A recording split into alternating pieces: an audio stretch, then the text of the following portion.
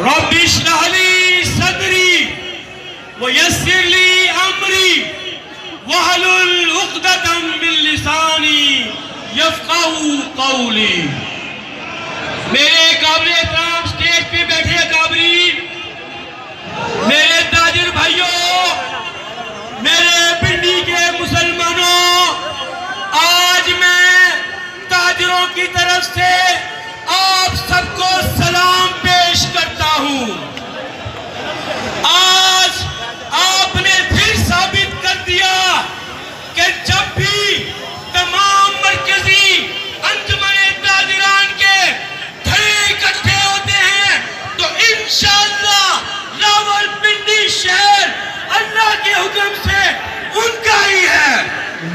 غلام ہے، غلام ہے، غلامی رسول میں نہاد عشق مصطفیٰ. اللہ قرآن میں کہتے ہیں اِنَّا کَفَيْنَاكَ الْمُسْتَهْزِئِينَ، کہ جو میرے آقا کی تصدیق کرے گا، اللہ کہہ رہے ہیں اس کے لیے میں ہی کافی ہوں. تو ہم کس لیے آئے ہیں؟ اپنی شفاعت کے لیے آئے ہیں. ہاتھ کھڑا کرو، کس کے لیے آئے ہو؟ اپنی شفاعت کے لیے آئے ہو. آج تقریروں کا وقت نہیں ہے، تقریر نہیں کرنی. اصل بیان امیر ختم نبوت قاضی مشتاق احمد صاحب کا ہوگا. یہ ان کی دعاؤں سے یہ مجمع لگا ہے.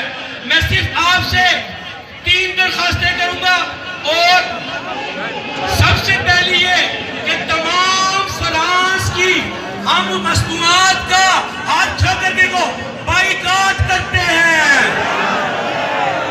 ہم حکومت سے یہ مطالبہ کرتے ہیں فرانس سے سفارتی تعلقات کو ختم کرو.